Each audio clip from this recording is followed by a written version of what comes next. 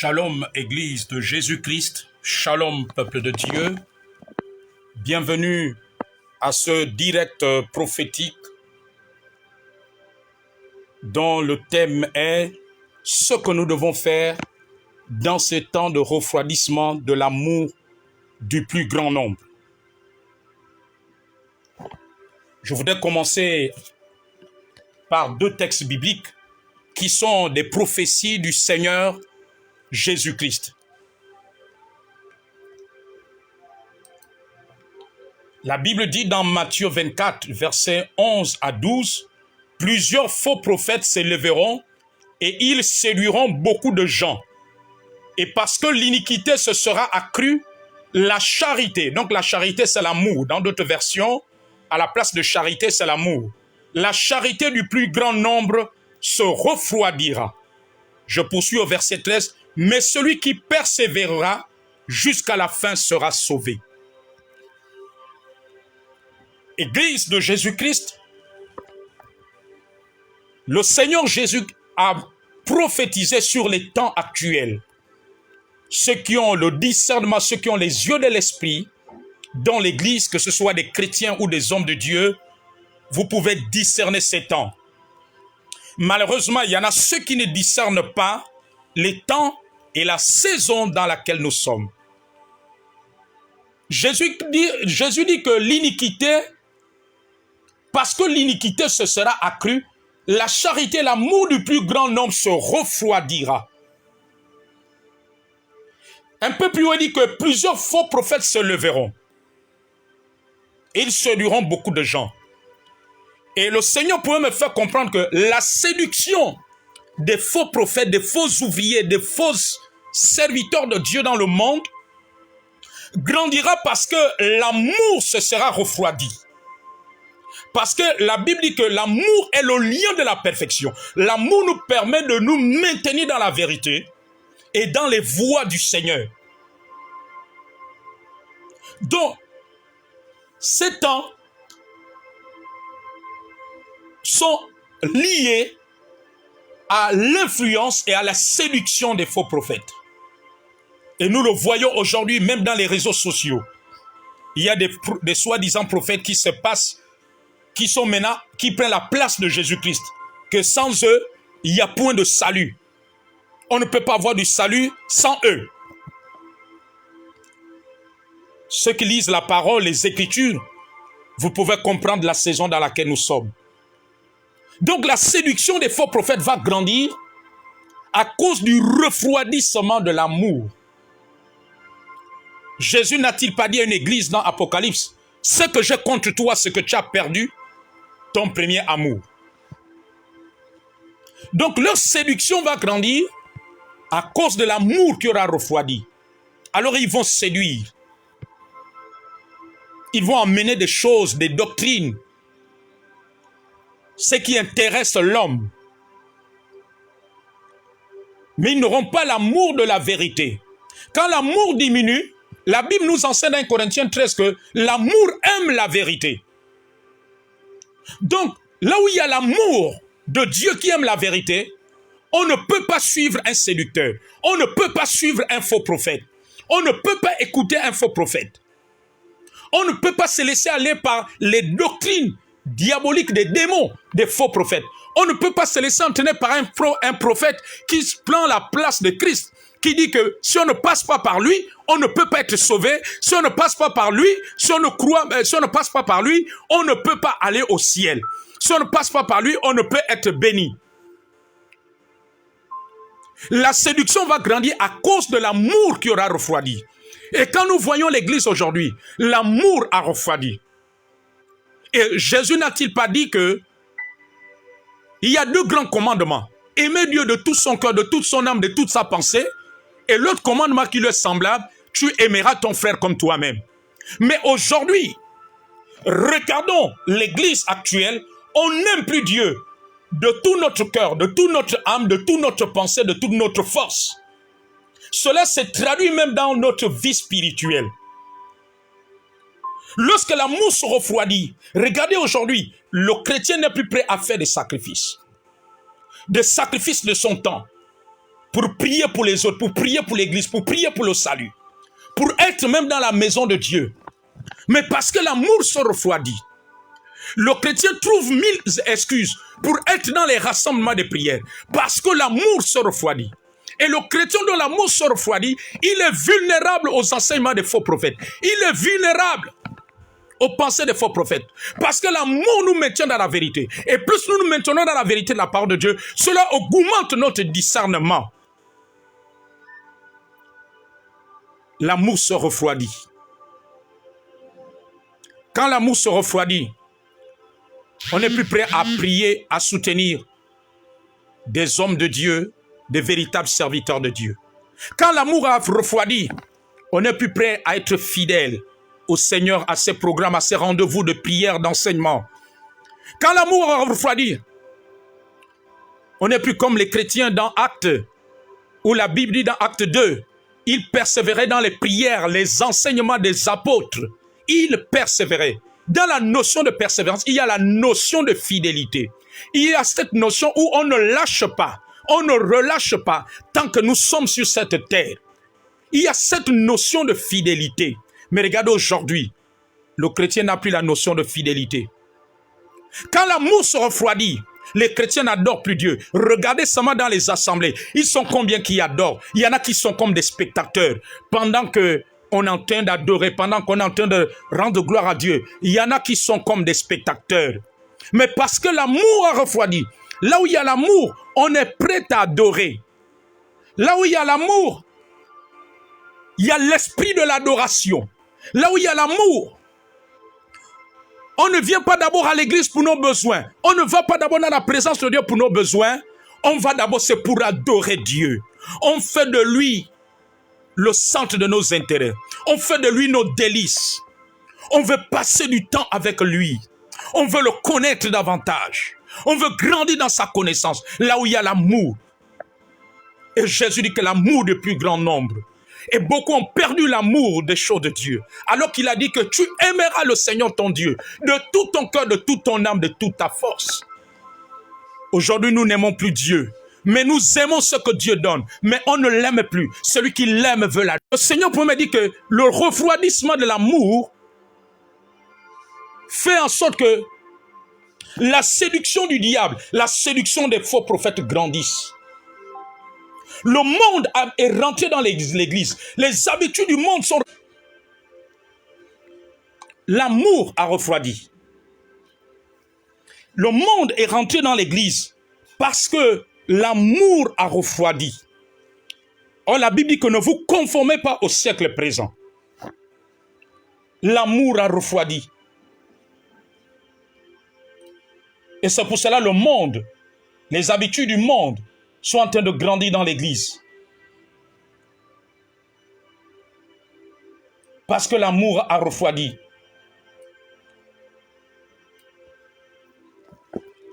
Revenons à l'amour.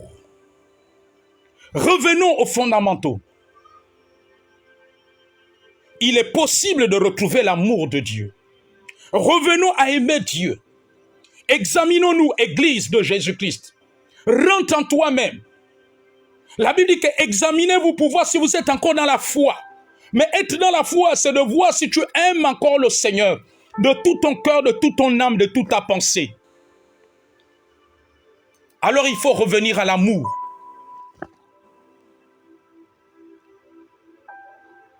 Pour continuer à lui être fidèle. Pour continuer à être des flammes de feu. Le Seigneur ne veut pas que l'amour diminue. Cette prophétie n'est pas obligée de s'accomplir dans ta vie. Tu peux refuser que la prophétie du refroidissement s'accomplisse en toi. Si tu te ressaisis. Comme Dieu avait dit, encore 40 jours, je détruirai Ninive. Mais les gens de Ninive ont pris la bonne décision. Ils se sont repentis. Ils sont revenus à Dieu. Et Dieu n'a plus accompli la prophétie du jugement. Dieu n'a plus détruit Ninive au bout de 40 jours. Ce refroidissement a gagné. Et quand l'amour se refroidit, nous avons plus l'amour de nos intérêts, plus l'amour des miracles de Dieu. C'est pas que c'est mauvais de recevoir, de vivre les miracles. Dieu veut que nous vivons, nous expérimentons ces miracles. Mais nous devons plus l'aimer que le miracle. Nous devons plus l'aimer que la bénédiction. L'amour que nous avons pour Dieu doit être plus grand, autant pour moi, que les bénédictions, que nos intérêts, que ces miracles. Et nous sommes arrivés à ce temps du refroidissement de l'amour. Et le refroidissement de l'amour en train de favoriser l'action des faux prophètes. Les fausses doctrines grandissent parce qu'il n'y a plus l'amour. L'amour qui nous maintient dans la vérité. La Bible dit que l'amour aime la vérité. L'amour se réjouit de la vérité. Les chrétiens sont prêts à quitter un ministère, une assemblée. Les chrétiens n'aiment plus la vérité de la parole. N'aiment plus la vérité de la parole. Les hommes de Dieu n'aiment plus la vérité de la parole. Les chrétiens n'aiment plus être réprimandés. Les chrétiens n'aiment plus le chemin du brisement, le chemin de la correction. Oh, la Bible dit que toute écriture est inspirée de Dieu, c'est dans Timothée. Je crois en Timothée 3 ou 2 Timothée 3 si je ne me trompe pas. Toute écriture est inspirée de Dieu, utile pour convaincre, pour corriger. Les chrétiens n'aiment plus la correction qui vient de la parole de Dieu. Ils n'aiment plus des enseignements, des messages qui les corrigent, qui les ramènent sur le droit chemin. Ils n'aiment plus cela. Mais ils n'aiment plus parce que l'amour a refroidi. Serviteurs de Dieu, les chrétiens ne supportent plus les corrections. Hommes de Dieu, les hommes de Dieu n'aiment plus l'humilité. Ils s'enorgueillissent parce que l'amour a refroidi. Là où l'amour est abondant, l'orgueil ne peut pas tenir. L'orgueil diminue. L'arrogance diminue. Là où il y a l'amour, on accepte la correction. Là où il y a l'amour, on accepte le chemin du brisement. Les enfants de Dieu n'aiment plus le chemin du brisement. Lorsque Dieu veut les tailler, oh, il a dit que celui qui porte du fruit, il est mort afin qu'il porte encore davantage de fruit. Parce que l'amour a refroidi. Les séducteurs dans l'église gagnent le cœur de plusieurs parce que l'amour a refroidi. L'amour du plus grand nombre se refroidira, selon la prophétie de Jésus. Mais celui qui persévérera jusqu'à la fin sera sauvé. Dieu veut que nous puissions persévérer, autant pour moi, dans l'amour. Nous puissions persévérer à ce que notre amour grandisse. Les chrétiens n'ont plus la soif, la faim d'être dans les rassemblements comme David a dit, je suis dans la joie quand on me dit allons à la maison de l'Éternel. Ils n'ont plus l'amour de louer, d'adorer, d'être au temple, de le servir. Parce qu'il n'y a plus l'amour. L'amour a refroidi. L'amour a refroidi. Et pendant que je suis en train de libérer cette prophétie, ce message prophétique, j'entends le Seigneur me parler. La parole du Seigneur me vient à maintenant. Le Seigneur est en train de parler pour tous ces enfants qui conduisent les louanges dans l'église, qu'on appelle les chantres. Il me dit qu'il y a une mission démoniaque en ce moment. Une mission des démons qui ont pour but d'amener un maximum de chantres et musiciens qui servent dans les églises, dans le monde, aller faire la musique du monde, être des stars du monde. Il veut au maximum. Et le Seigneur dit ce matin que ne soyez pas étonnés. Si vous voyez un chanteur, un musicien dans une église, vous le retrouvez maintenant avec des païens, dans des concerts de païens. Il dit qu'il a pour mission de refroidir, d'amener plusieurs. Alors dans sa stratégie, c'est de tuer la vie spirituelle d'abord de ces croyants pendant qu'ils servent à l'église. De tuer la vie de prière, de tuer la vie de consécration, de méditation, la crainte de Dieu, afin de les amener au maximum dans le monde, pour qu'ils soient des stars païennes. pour qu'ils fassent comme certains artistes païens qui produisent et de temps en temps qui mettent le nom de Dieu. Il dit car beaucoup ne chantent pas pour lui, beaucoup ne jouent pas pour lui. Beaucoup c'est des inconvertis dans l'église, mais qui chantent les chansons de Dieu, qui jouent la musique de Dieu, qui jouent des louanges de Dieu. Alors dans sa mission, il veut amener maximum de chants des musiciens dans le monde. Les amener dans le monde. Quand bien même, il continue à chanter ou à jouer pour l'église et chanter des louanges. Il veut les amener pour qu'ils se spécialisent dans des événements. Comme des artistes qu'on amène pour des événements, des manifestations, des célébrations. Ô Seigneur, berger, priez pour tous ceux qu'on appelle chanteurs et musiciens dans l'église. Car il veut, les démons, le diable va amener maximum dans le monde, les enraciner, pour qu'ils sortent même de l'église. La finalité, c'est de les sortir. Alors il permet qu'ils vivent d'abord le monde pendant qu'ils sont au milieu de nous, ensuite pour les enfoncer. Parce que Satan, dans ces temps de la fin, me dit le Seigneur, il veut que l'homme l'adore. Il veut tourner la louange que l'homme, la musique que l'homme doit tourner vers Dieu, il veut que cela revienne vers lui. Il veut être célébré. Il veut être célébré à travers la musique et la chanson. Il veut orienter cela vers lui. Vers lui. Et dans sa stratégie, voilà pourquoi dans cette stratégie, en lieu des chanteurs et des musiciens qu'il vise aussi les croyants. C'est pour cela même les croyants aujourd'hui n'arrivent plus à adorer Dieu dans les moments de rassemblement. Les croyants n'adorent plus Dieu, ne le louent plus. Ils attendent le moment où on va prier pour leur miracle. Ils attendent ces moments. Et le diable connaît la profondeur. Parce qu'il était au ciel. Il connaît la profondeur de l'adoration. Le fait d'adorer Dieu comme les séraphins. De le louer, de l'adorer. Comme Jésus a dit. Dieu cherche de vrais adorateurs qu'il adore en esprit, en vérité. Lorsque Jésus a dit cela, c'était des temps prophétiques. Les temps dans lesquels nous sommes, ce sont des temps d'adoration. Les temps de la dernière heure. De l'église, de la naissance de l'église. L'église est dans un temps de l'adoration. Quand l'église est née pendant la Pentecôte, l'église est rentrée dans l'adoration. Et Christ prophétisait sur l'adoration en disant que Dieu cherche des vrais adorateurs, qu'il adore en esprit et en vérité. Parce que l'ère de l'église, c'est l'ère de l'esprit et de vérité. C'est de suivre et de servir Dieu, de l'adorer en esprit et en vérité.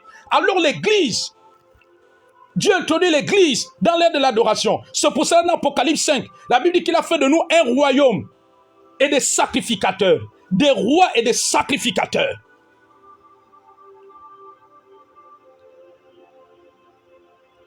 Comme les 24 vieillards, les 4 êtres vivants qui se prostèrent. Parce que Dieu veut conduire l'église dans la dimension d'adoration. Et c'est pour ça que le diable s'est levé contre l'adoration dans les églises. On n'adore plus Dieu.